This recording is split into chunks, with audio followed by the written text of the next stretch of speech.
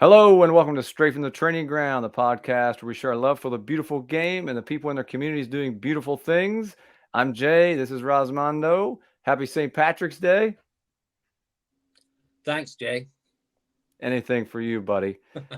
I even got my Celtic top on for you. Look at that. No, I got my Scotlandish collar one on, so that's kind of even it up. All right. Anyways, very glad to have a Division II men's head coach this week as our guest. Had a good interview with him, which we'll have here for you shortly. Give some good insight into coaching, into recruiting Ryan, also into a lot about himself. He comes into a program, as a lot of people did, at various levels during 2020, which was a difficult situation. But before we get to that, anything going on in your world? Just busy working on the summer OVPL team. That's keeping me occupied. That's the main thing. So our interview this week is Ryan Osborne, the men's head coach at Mercyhurst University from Erie, Pennsylvania. If you're not familiar, is a Division II school. Mercyhurst is a pretty much a traditionally a successful program, I should say, at the Division II level in soccer. They went 19-1 last year. Ryan has been there since 2020, as we said. Tough year for any head coach to come into a program. But obviously, he's done a great job getting through that. I consider him probably one of the up and coming coaches in college soccer right now. I mean, he was an exceptional player, by the way, as a player for University of Charleston. Now he's in a position where he's at Mercyhurst, like we said, is probably one of the top legacy programs in this region in Division II men's soccer, and he's succeeded. I mean, 19-1 last year is a heck of a going in terms of their scores and their results. It's definitely one to watch, and I think what we get out of this interview is you really get some real good insight into how he coaches, his philosophy. So it's really a good detail. Yeah, absolutely. So without any further ado, our interview with Ryan Osborne, the men's head coach at Mercyhurst.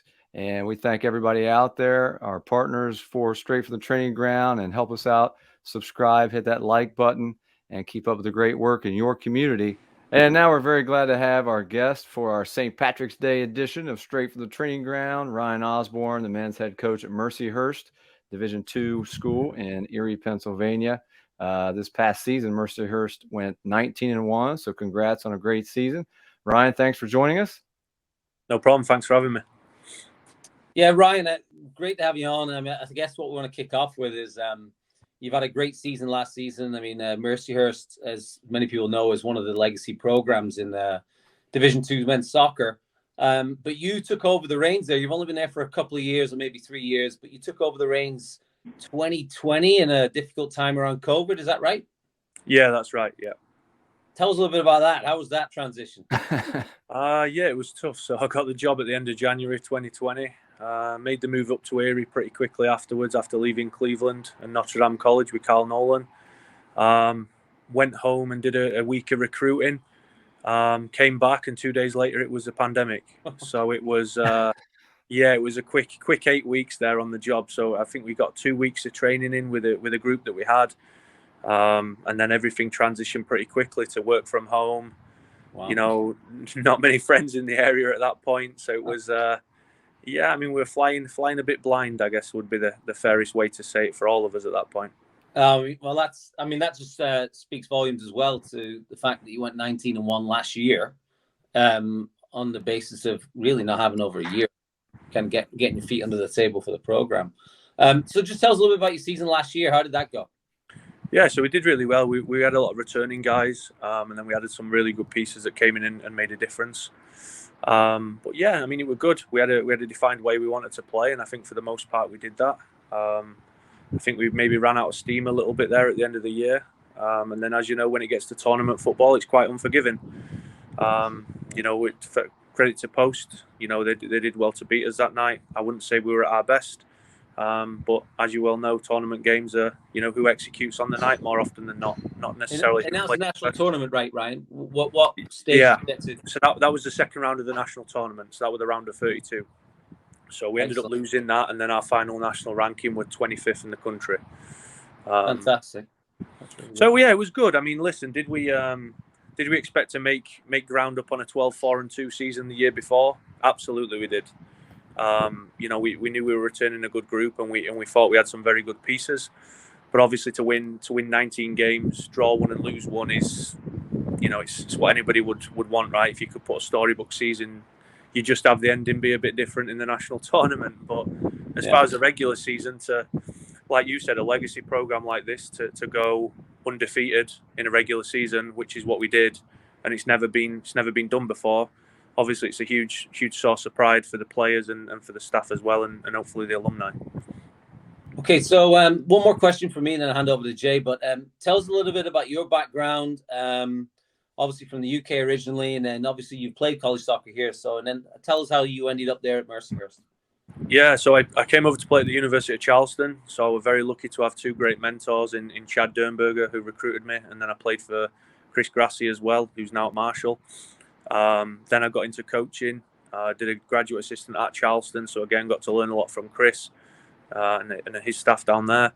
And then I moved to Mercyhurst College, which is kind of the path untried. So it was moving from that Division 2 high level environment to moving to Division 3. And I guess what it opened my eyes to, and I want to make sure I say this on this call, is there's good soccer played at all levels. And I think sometimes that's lost on people. I think sometimes people get too caught up in the number after the D, right, or NAIA or whatever else. There's good soccer played at all levels. It's about finding the right fit for you. So I had 2 great years at Mercyhurst. I really learned there how to sell, how to sell what you have available to you. So what was really nice is my mentor there, Joe, was very, very good at, really pinpointing exactly what there was to sell at that school and what we were looking to do. So I had 2 great years there. Moved to Notre Dame College in Cleveland, Ohio with Carl Nolan. Had 4 great years there, 4 good seasons with him.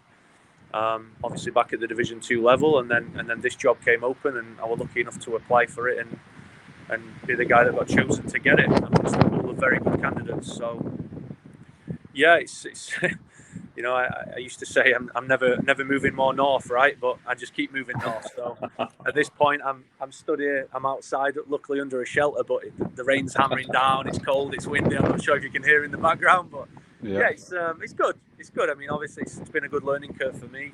It's been 10 years now that I've been in college coaching, and things change every year, right? Things change every year, and you're trying to figure it out and navigate the waters as best you can. So along those lines, you come into a program that's already pretty successful, as Ryan mentioned. Was there any 1 or 2 things that once you got through 2020, obviously, that you noticed about the program, things you thought really wanted to change or that you wanted to put a stamp on, whether it was with the culture or just the program in general, to get to where you are now? I think the big thing for me were setting standards, and being, I don't want to say relentless because everyone says that, but being consistent in pushing those standards and trying to achieve them standards in all you do. So we have certain non-negotiables that we have here as a program that we want to be known for. And the last, you're going to have days where you don't perform. You're going to have days where training isn't great, but can you hold up to, that accountability piece? That's my big thing that I try and preach with the players here, and we do as a staff. Obviously, it's never easy. You're going to have your bad days, right? But I think the accountability and the setting of the standards together, and then trying to attain them day after day is something we've really tried to achieve. Excellent. So you have your spring season around the corner. Who do you play in the spring season? And then, so we actually got a game tonight, so it's going to be an interesting one with the weather at the moment. But yeah, we play Walsh tonight. So the thinking from my perspective and the staff's perspective is we don't want last year to be a one-off. So the plan is to go again and to repeat. I've said to the guys, and this is no level of pressure. This is just reality. Good teams repeat. Good teams go and show again. Good teams qualify for national tournaments again and win trophies again. So we've got Walsh, who were probably 2 games off going to the national tournament last year. We've got NDC national tournament team. We've got St Bonaventure, who A10 Division 1, who we played last spring, who are a good side. We've got Lake Erie College, went to a Final Four, and then our last game. Who am I forgetting? I can't think. Oh, Tiffin went to a national tournament as well. So, 3 out of the 5 teams were national tournament teams. You've got 1 Division 1 team in there, and then you've you've obviously got your Division 2 team in Walsh who, give or take 2 results, they'd have probably gone as well. As a college coach, you've kind of done it all. Now you've been an assistant at several different places. You've been a head coach. What advice do you have out there to high school players and their parents? In terms of the recruitment process, I would say this. I think the standard of college soccer, and I think Ryan would attest to this. Since I played, and it wasn't that long ago, although it gets more every year, and I feel a bit old at this point, but the standard has definitely increased. The standard has gone up, I believe, with better American players, better level of internationals coming over from overseas. I think it's got better. So one thing I would say is try and play year round. I think that sometimes is the difference between some of the international players you'll see and some of the American players you'll see. To just play high school soccer to me isn't enough. It has to be a continuous process of development. It's like anything. You can't just play high school soccer for 4 months and then down tools and expect to, just grow by, not doing too much. Club's very important. I say all the time to players that we try and bring here, the massive thing for me is trying to play against men, trying to play against players who are going to make you uncomfortable and in some ways learn you the dark arts of the game, right? The shirt pulls, what are you going to do against someone who's physically just more empowering than you are? So I think it's important to put yourself out of your comfort zone, whether that's a 5-a-side men's league. And then on the recruitment piece as well, Jay, I would say this. I would say start earlier. I would say target schools that you're interested in, get a feeling for them coaches, get a feeling for those schools, and be realistic with your expectations as well.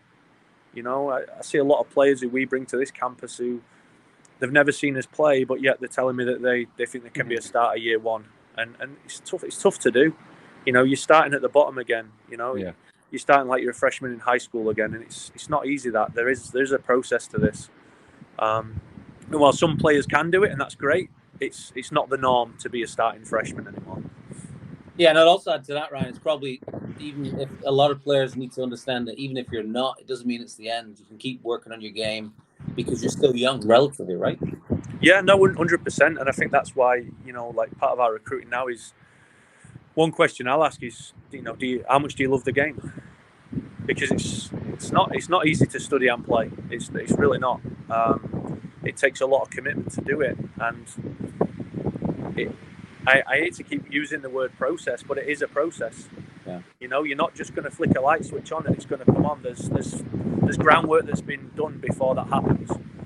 Right. So to me, the big piece is, be humble, understand where you may fit in year one, but understand that might not be where you are year 4. And what can you do to bridge the gap? Yeah. Absolutely. Totally agree with that. What would you like to see continue for the Mercyhurst men's program long term? You talked about consistency. Yeah, I mean, consistently, it's us been true to what we are. It's us been true to what we are, which we're a very hard-working, we get the ball back because we want to use the ball. It's the idea of we outwork opponents, but at the same time we have the quality when we do win it back to keep it and to be progressive towards goal and to play a good brand of attacking football. But we're also not neglecting how important defensively is.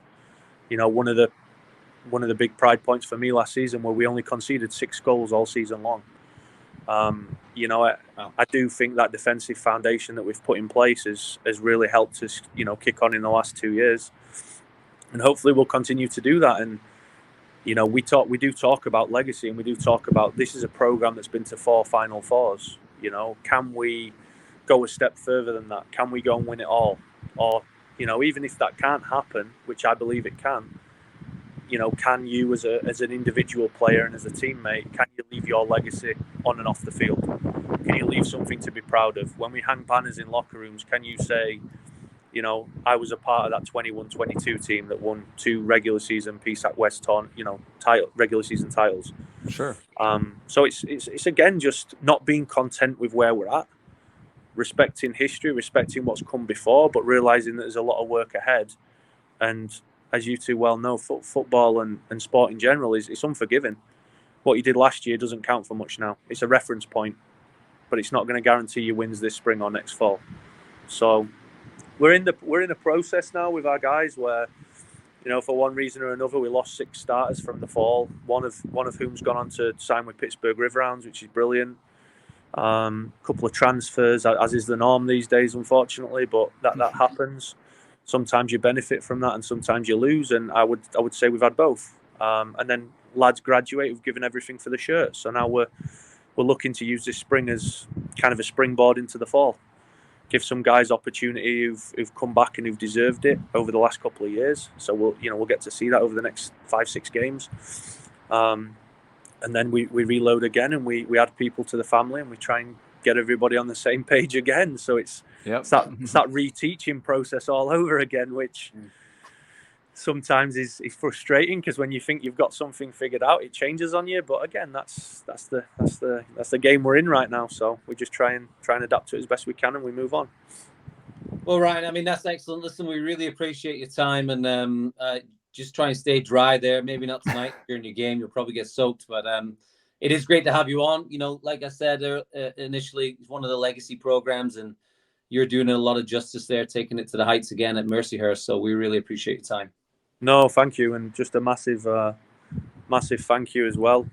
It's never a one-man show. I'm always quick to say that, so I'm very lucky that I have a really good staff behind me here, and players that work really hard for the shirt. So I'm very thankful for that, because that's not everywhere. But yeah, thank you for having me on, fellas. All the best. Visit our new partners, UnoZero at UnoZero.com, where classic beauty and quality meet modern design and elegance for football boots and more. Join our official partners at Dutig Brand FC, where they create quality products to make your lives easier as coaches. Visit our partners at TractionSocks.com for performance grip socks created for all athletes.